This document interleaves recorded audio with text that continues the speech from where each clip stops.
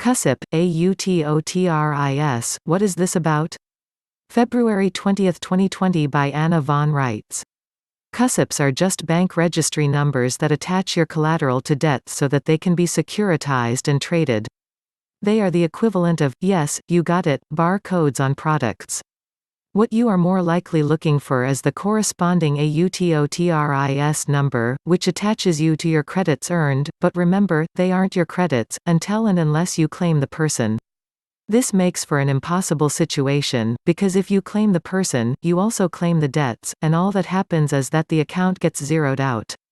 Remember that in a debt-credit system, it is literally impossible to accrue debt, and that is because every debt is automatically offset by an answering credit in the same amount. So anything that appears to be a credit or a debt in such a system is illusory. It's the result of bad bookkeeping, not any actual debt or credit. You might think that, oh, well, that's dumb. How did all those debt amounts appear to be credits? And credits appear to be debts? Why weren't these things being offset automatically? What's the whole teapot tempest about? Kick the accountants into gear and clean up the mess. That's what I said on day one when I found out about this fiasco. Their reply? We can't do that. It would collapse the world stock markets and banks and cause a terrible mess. Why? Because the entire system, while objectively designed to be clean and just and honest and foolproof, isn't. A third element was added to the CUSIP and AUTOTRIS system, and that third element was you, the living man or woman. And your role? You gave value to it all, without knowing it. Think about my Joe's hamburger shop analogy. You give Joe some IOUs issued by the Federal Reserve Banks in your name as payment for a hamburger. But as we all know, IOUs aren't really payment, are they? They are just promises to pay at some future date. Nonetheless, Joe is obligated by legal tender laws to accept your IOU as payment, as if you paid when you didn't really. So far you are on the debt side of things, and with every transaction you make, you go deeper into debt. See how this works and how a huge national debt can be accrued, especially when you are adding interest payments to all this? So go back and ask yourself what really happens when the Federal Reserve Banks issue IOUs in your name. They are standing there as a third-party agent. They are placing a value on your name and all that it stands for, your land, your labor, your potential earnings, your home, everything, and issuing credit in your name. This is how you become a perpetual debtor. But what about Joe? The hamburger shop guy? He provided the actual meat and bread and labor to make a hamburger. That's real. That's not credit. That's payment. And he never got his materials and labor back.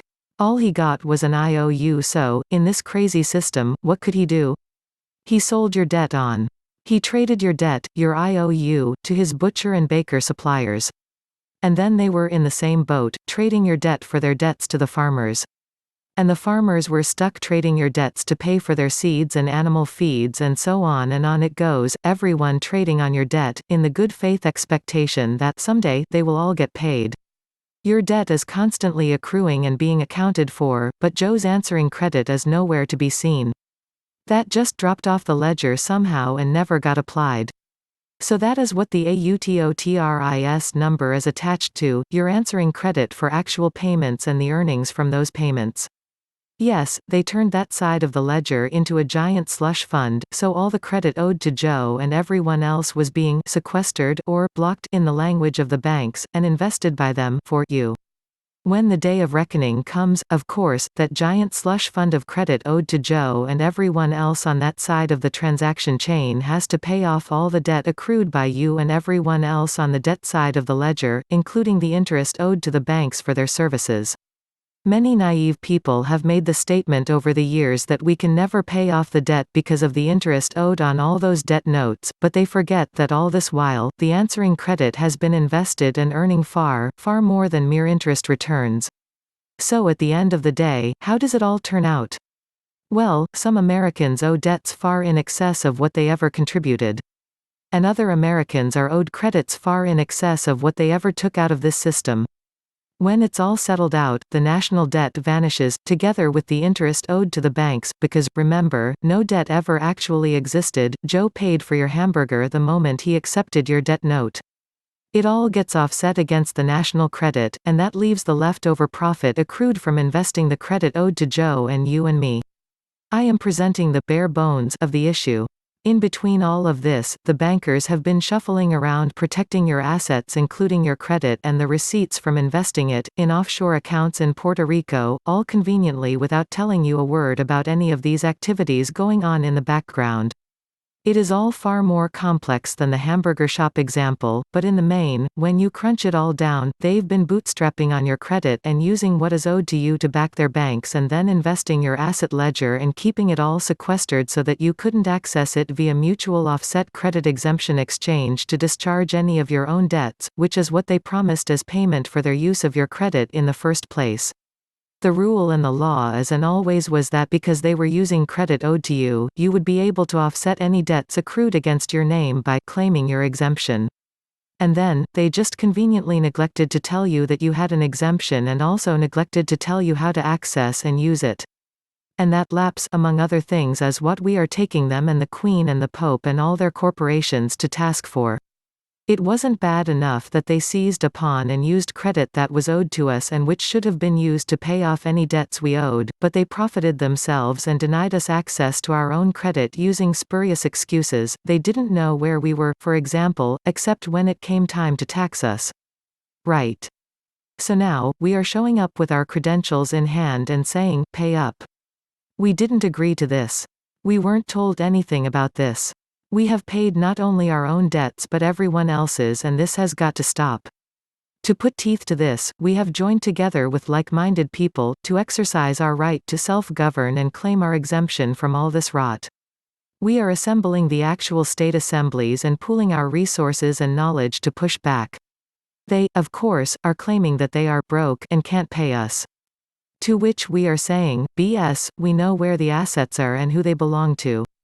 Your best bet on getting access to the credit that is owed to you, and the return of your assets, is to do what we have suggested and join your state assembly and bring your claims.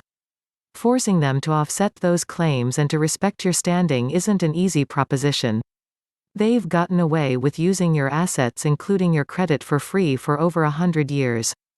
They have developed an entitlement mentality regarding your assets and your credit, and they need to have that knocked out of their heads. One person is not going to do that. 10 people aren't going to do that. But join together as a recognizable and cohesive body politic that actually owns the resources of your State of the Union and is owed the constitutional guarantees, and suddenly, everything changes for the better. They can no longer claim that you are a U.S. citizen, and they can no longer excuse their laxity and failure to provide you with the good faith service and exemptions you are owed. We are on the uphill climb, and I won't sing you any songs of easy money and piña coladas in the shade. What we will guarantee you is that you are owed the offset and/or discharge of all public debts addressed to your name and the return of your assets free and clear of debt or encumbrance.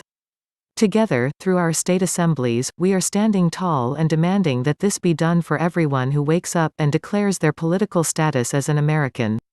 Please consider making a small donation to help support Anna and the Living Law Firm by visiting the AmericanStatesAssembly.net, scroll to the bottom and click on the Donate Now button.